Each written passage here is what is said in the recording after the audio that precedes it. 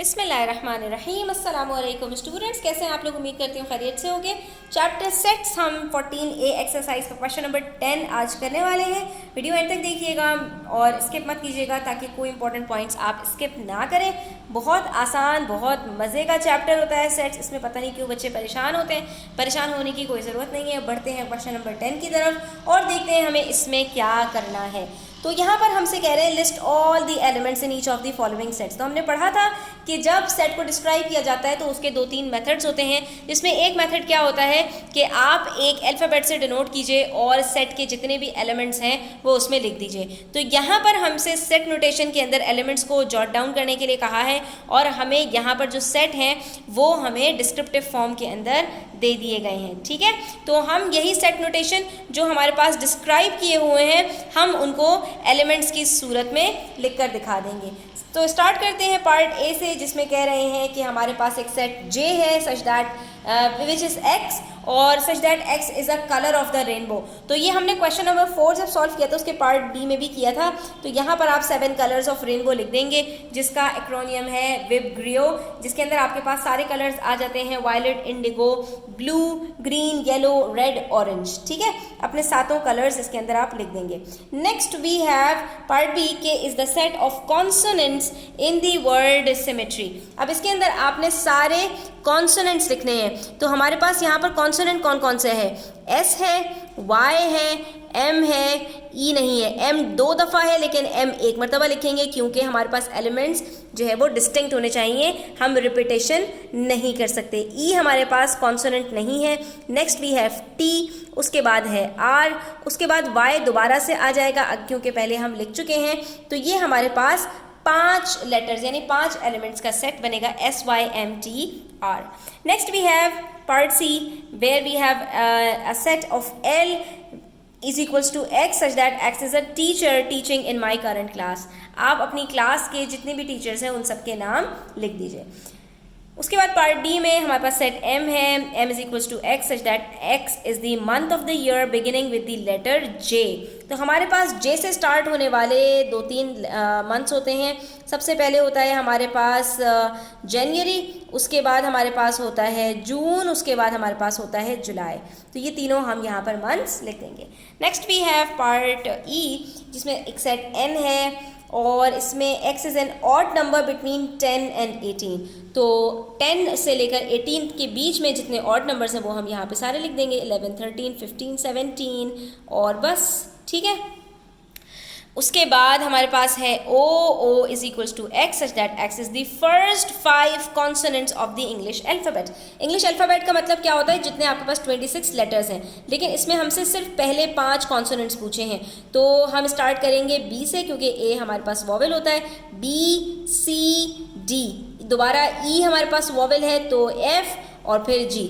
ये हमारे पास पहले 5 कॉन्सोनेंट्स हैं। ठीक है, उसके बाद हमारे पास आ जाता है पार्ट जी जिसके अंदर हमारे पास सेट है P and it is equals to x such that x is the day of the week beginning with the letter T। तो T से स्टार्ट होने वाले हमारे पास 2 वीक के डेज हैं। कौन कौन से? एक है हमारे पास ट्यूसडे और दूसरा है हमारे पास थर्सडे। तो ये भी हमारे पास यहाँ पर कंप्लीट हो गया। उसके बाद है हमारे पास H जिसके अंदर एक सेट है Q and it is the set of even numbers on a clock face. Clock face में हमारे पास कितने नंबर्स होते हैं? 12 नंबर्स होते हैं। जब 12 नंबर्स हैं तो आधे इवन है आधे ऑड है।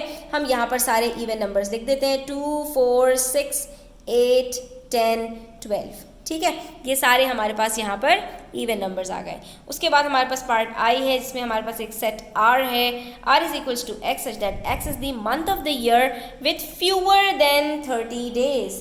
तो 30 डेज से कम हमारे पास कौन से महीने में होते हैं? Only February.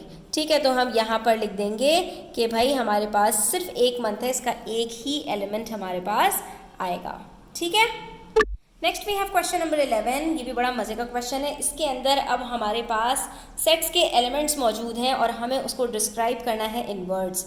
तो सबसे पहला है हमारे पास सेट M जिसमें हमारे पास 0, 2, 4, 6, 8 and so on. Dot dot dot का मतलब है कि ये सेट इन्फिनिटी तक जा रहा है।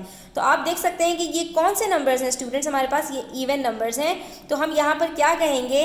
अ सेट ऑफ इवन नंबर्स। ठीक है, सिंपल। यहाँ पर हमें कोई लिमिट लगाने की ज़रूरत नहीं है क्योंकि ये इन्फिनिटी तक जा रहे हैं, तो हमने क्या कहा, अ सेट ऑफ हमारे पास इवन नंबर्स। लेकिन जब बात करते हैं पार्ट बी की सेट एन में, तो 0 2 4 6 8 पर ये सेट खत्म हो गया, एलिमेंट्स यहाँ पर खत्म हो गए, तो हम यहाँ पर क्या कहेंगे, first 5 even number, set of first 5 even numbers. ठीक है, 0 से स्टार्ट होते हैं इवन नंबर्स, हमने यहाँ पर लिख दिए। उसके बाद फिर आती है बारी नंबर सी, तो 0 यहाँ पर हमारे पास वो सेट ओ है और इसके अंदर एलिमेंट्स हैं 1 8 27 64 125। तो स्टूडेंट्स, मैं आपसे यहाँ पर ये कहूँगी कि आपको शुरू के जो 20 नंबर्स हैं उनके स्क्वायर और क्यूब्स याद होने चाहिए। अब आप यहाँ पर कंफ्यूज हो जाएंगे कि भाई इन नंबर्स में क्या रिलेशन है, तो ये मैं आपको बता दूँ कि पहला नंबर 1 का क्यूब है, दूसरा 2 का, तीसरा 3 का, चौथा 4 का और पाँचवा 5 का, और सो ऑन, यानी इन्फिनिटी तक जा रहा है ये आपके पास। तो आप यहाँ पर क्या कहेंगे, a set of cubes of positive numbers। ठीक है, पॉजिटिव नंबर्स के आपको यहाँ पर जो है वो क्यूब्स लिखने हैं। उसके बाद हमारे पास पार्ट डी है, इसमें सेट पी है और ये स्टार्ट भी इन्फिनिटी से हो रहा है और एंड भी इन्फिनिटी पर हो रहा है और बीच में हमें सारे जो मल्टीपल्स हैं वो 5 के नज़र आ रहे हैं। तो हम क्या कहेंगे, अ set of multiples of 5 both positive and negative. ठीक है, और उसके बाद पार्ट ई के अंदर हमारे पास सेट क्यू है, A B C D E, तो अ set of first 5 letters of English alphabet. ठीक है, यहाँ पर हमारा क्वेश्चन नंबर 11 कंप्लीट होता है। होप स्टूडेंट्स आपको क्लियर हुआ होगा। स्टिल कोई क्वेश्चन हो, क्वेरीज हो, कमेंट सेक्शन में आप पूछ सकते हैं। Thanks for watching the video till the end. Take care, Allah हाफिज़।